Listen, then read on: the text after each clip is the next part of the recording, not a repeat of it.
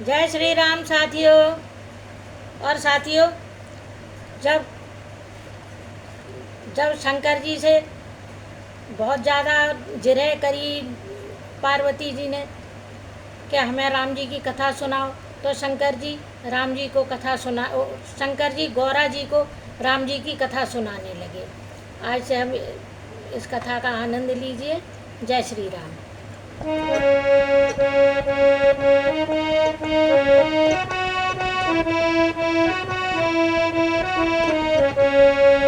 राघव राजा राम खरारी, सीता राम सीता राम। राघव राजा राम खरारी, सीता राम सीता राम।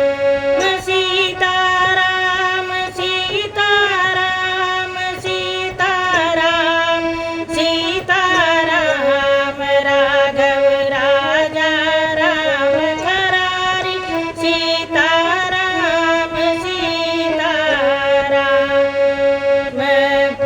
जय परमेश्वर परम प्रभु, परम पुरुष प्रणयामी। आदि शक्ति आनंदमयी, अखिलेश्वरी नमामि। कौशलेश मिथिलेश्वरी, सिद्ध करेंगे काम। वाणी वर्णन के प्रथम, बोले जय सियावर राम।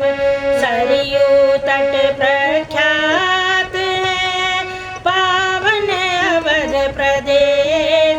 हे नृपाल दशरथ जहाँ, रघुकुल कमल दिनेश। बोलो राम सीता राम सीता राम सीता राम। बोलो राम सीता राम सीता राम सीता राम।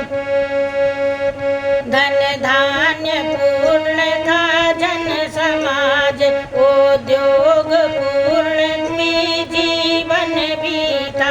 फागुन था रंग प्रमोद पूर्ण, तो वृष्टि पूर्ण सा वन बीता। धर्मानुसार थे चतुर्वर्ण, चतुराश्रम का पालन भी था। सच्चा व्यवहार मान भी था, संगठन चरित्र और गठन भी था। सत्संग कथा प्रवचन कीर्तन, आध्यात्म मनन चिंतन भी था। आंगन आंगन में तुलसी थी, घर घर में गोपाल भी था। सब था राजा के पुत्र न था, दत्तक भी कोई लिया न था। पुत्र कामना में हुए, विदना ने बेटा दिया न था। घर तो था घर का दिया न था। पुत्र कामना में हुए, नृप सब अधिक उदार। हृदय कथा कहने गए, गुरु वशिष्ठ के पास। बोलो राम सीता राम सीता राम सीता राम। बोलो राम सीता राम सीता राम सीता राम। पहले तो नतमस्तक होकर फल चार चढ़ाए चरणों में, फिर अर्घ रूप अश्रुचार थे चुपचाप गिराए चरणों में।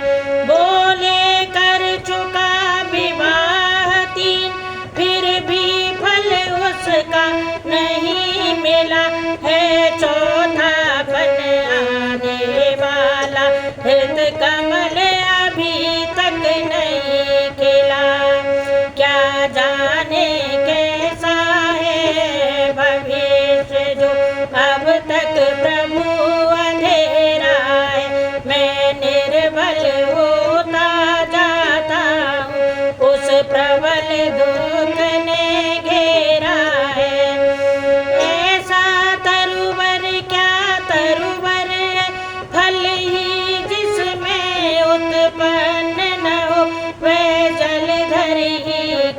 जलधर है, जल से जो भी संपन्न न हो।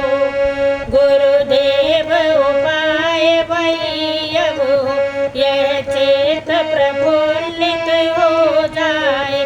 आँखों में भी आए प्रकाश, आत्मा आनंदित हो जाए। कम से कम एक पुत्र ही हो, जिसमें रघुवंश बढ़े अपना। पुत्रों को भी तर्पण पहुँचे, आगे को नाम चले अपना।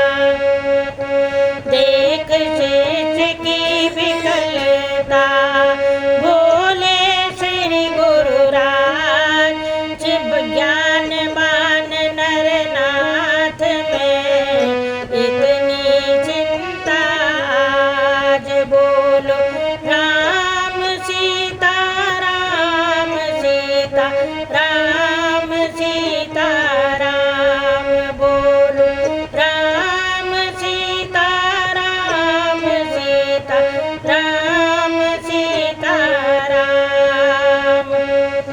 चिंता है बड़ी, चिता से भी नर को भी निर्जीव बनाती है। मुर्दे को चिता जलाती है, चिंता जीते को खाती है। हो जाए पुत्र कुपुत्र कहीं तो वह ग्रह को शमशान बनाता है। राजेंद्र व्यर्थ है ये विचार, बेटा कब वंश चलाता है। अब तक सब महानुभावों ने अपना यश आप कमाया है। जादव प्रहलाद आदिकों का पुत्रों ने नाम चलाया है। शंकर जी पार्वती जी को कथा सुना रहे हैं राम जी की। तो बताते हैं कि राम जी के पुत्र नहीं था, सब कुछ था, लेकिन जो है सो चिंता बहुत उन्हें लगी रहती थी कि मेरा चौथापन आने वाला है, मेरी वृद्धावस्था आने वाली है और मेरे घर में कोई पुत्र नहीं है, मेरे घर का चिराग नहीं है। तो ये चिंता लेकर राम जी दशरथ जी गुरु वशिष्ठ के चरणों में जाते हैं और फिर वहाँ पर अपनी कथा सुनाते हैं कि मेरे पास पुत्र नहीं है, आप कोई ऐसा उपाय कीजिए कि हमारे घर में भी प्रकाश हो जाए। तो गुरुजी उनसे कहते हैं कि चिंता मत करो, चिंता तो इंसान को निर्जीव कर देती है, और अगर पुत्र कुपुत्र हो जाए तो सारे घर को शमशान बना देता है, और इसीलिए ये बेटा वंश चलाता है, ऐसा विचार करना आपका व्यर्थ है। और महानुभावों ने कहा है कि क्या ध्रुव प्रहलाद आदिकों के नाम पुत्रों ने चलाए थे? उन सबको अपने अपना नाम चलाने के लिए अपना यश अपने आप बढ़ाना पड़ता है। गुरुजी ने दशरथ जी से बोला, भूपति ने इस तर्क का किया नहीं प्रतिबाद, गुरु के सम्मुख शेष का समुचित नहीं विवाद। बोलो राम सीता राम सीता राम सीता राम।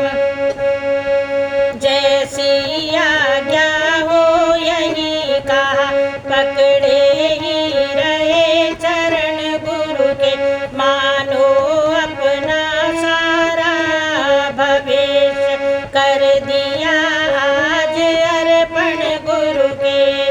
गुरुवर ने तब यह शब्द कहे, अच्छा ये दुख दमन कर दो, इस घबराहट से चिंता का यत्नों से परिवर्तन कर दो।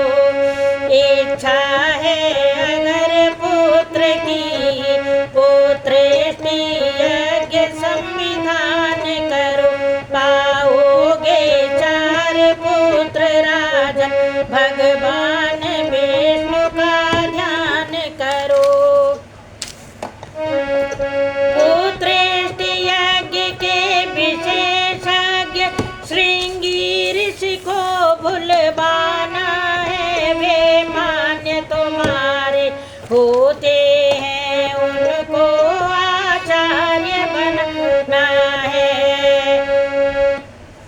गुरुजी ने कहा, गुरुजी के चरण पकड़े ही रहे दशरथ जी, नहीं छोड़े। तब गुरुजी ने कहा कि अच्छा, अगर आपको इतनी चिंता है पुत्र की तो ठीक है, आपके यहाँ हम पुत्रेष्टि यज्ञ करवाते हैं और जिससे आपको 4 पुत्र होंगे।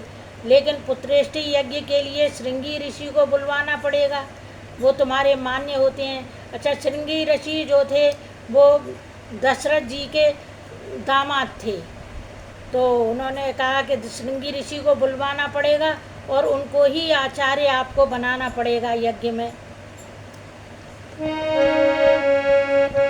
गुरुवर का आदेश सुन मुदित उठे महिपाल, आज्ञा यज्ञ प्रबंध की आकर दी तत्काल। बोलो राम सीता राम, सीता राम, सीता राम। बोलो राम सीता राम, सीता राम, सीता राम। श्रृंगी ऋषि आए यथा समय, सानंद वरण स्वीकार किया। मानो अथर्व ने हो संदेह, आरंभ यज्ञ उपचार किया। पूर्णाहित का जब दिन आया, ऋषिगण ने ये आशीर्वाद दिया। हो अग्निदेव ने स्वयं प्रकट निज कर से खीर प्रसाद दिया। बोले मेरे द्वारा पायस, चतुरानन ने भिजवाया है। यज्ञेश्वर विष्णु चतुर्भुज का प्रस्थान रूप ये आया है। अब लोक अलौकिक चमत्कार, दशरथ को परमानंद हुआ। गुरु भक्ति दुचंद बड़ी, मन में प्राणों में सुख चौचंद हुआ। साथियों, श्रृंगी ऋषि आए और उन्होंने यथा समय यज्ञ करवाया, और लेकिन यज्ञ में से अग्निदेव ने स्वयं प्रकट होकर उनको, दशरथ जी को एक खीर दी कि आपको ये खाना है। ये खीर का कटोरा जो है स्वयं चतुर्भुज विष्णु जी ने आपके लिए ये भिजवाया है। सुन करके और देख करके दशरथ जी को अलौकिक आनंद हुआ और गुरु भक्ति में और ज़्यादा भक्ति बढ़ गई और प्राणों को बहुत आनंद हुआ दशरथ जी के। पूर्ण हो गया यज्ञ जब इस प्रकार सालार, राजा महलों को चले लेकर हव्य प्रसाद। बोलो राम सीता राम, सीता राम, सीता राम। बोलो राम सीता राम, सीता राम, सीता राम। पटरानी कौशल्या जी को जाते ही आधा भाग दिया, उसका आधा कैकेयी को फिर वहीं सहित अनुराग दिया। शेषांग हुआ आधा आधा, जिसको कि ले लिया दोनों ने। तीसरी सुमित्रा रानी को सानंद दिया दोनों ने। हवि के बटते ही महलों में लोकोत्तर एक प्रकाश हुआ। मानो जग को सूचना मिली, संकट रजनी का नाश हुआ। प्रगटावे तेज रानियों में जो नेत्र ज्योति का दाता है। खिले उठा अचानक सूर्य वंश, अब सूर्य वंश में आता है। दशरथ जी उस हव्य प्रसाद को लेकर, जो खीर थी, वो अपने महलों में गए। बहुत खुश थे, बहुत खुश थे, बहुत ही खुश थे। और उन्होंने आधा भाग खुश होकर कौशल्या जी को दिया और आधा भाग उसी प्रेम से उन्होंने कैकई को दिया। लेकिन जब तीसरी रानी देख रही थी तो आधा आधा भाग्य अपने भाग्य में से कौशल्या जी ने और कैकई जी ने आधा आधा भाग अपनी तीसरी रानी जो सुमित्रा थी उनको दिया। जब सबने प्रसाद पाया तो महलों में एक बहुत, जब खाते ही एक बहुत दिव्य प्रकाश पैदा हुआ और वो दिव्य प्रकाश तीनों रानियों के अंदर समा गया और अचानक सूर्यवंश खिल उठा। और अब आगे का हाल सुनिए। इसी तरह आनंद में बीत गए 9 मास, विश्वबंद अवतार का समय आ गया पास। वृक्षों बोलो राम सीता राम, सीता राम, सीता राम, बोलो राम सीता राम, सीता राम, सीता राम। वृक्षों में पात नवीन खिले, सरयू तट सुरसती निकूल हुए। बागों में कलियों के गोछे, खिल उठे फूल कर फूल हुए। शीतल सुगंधित युत मंद मंद मलयानिल का संचार हुआ। पुत्र भुवनपति के स्वागत को जग ऋतुमती होकर तैयार हुआ। उपहार सजाती थी पृथ्वी, बालियों खेत में लाला कर। ग्रह चक्र अवध पे बारी था, लंका पर चक्कर खा कर। नक्षत्र बार तिथि योग लगन, मांगलिक भविष्य बताते थे। छा गए विमानों पर सुरगण, नभ से जयकार सुनाते थे। वह चैत्र शुक्ल नवमी का दिन, अब भी त्योहार हमारा है। साकेत धाम का दिव्य तेज लेकर अवतार पधारा है। साथियों, इसी तरह आनंद सानंद में 9 मास कब बीत गए पता ही नहीं चला। और अब राम जी के अवतार का समय आ गया। तो समय आया तो पृथ्वी ने सारी कलियां उगल दी, धान उगल दिए और मलयानल से बड़ी सुंदर सुंदर खुशबूदार पवन का संचालन होने लगा। वृक्ष फूल से लद गए और ऐसा लग रहा था जैसे भगवान के स्वागत को पूरी प्रकृति उमड़ पड़ी है। सारे ग्रह चक्र सब अनुकूल हो गए और ऐसे में सारे सुरगण विमान पर आकर राम जी की जय जयकार मनाने लगे। चैत्र शुक्ल नवमी का दिन आया और वो त्यौहार आज भी हम मनाते हैं और राम जी का अवतार हुआ। ऐसे में फिर राम जी का अवतार हुआ चैत्र शुक्ल नवमी के दिन। मंडलेश्वर का योग था, अभिजित समय लला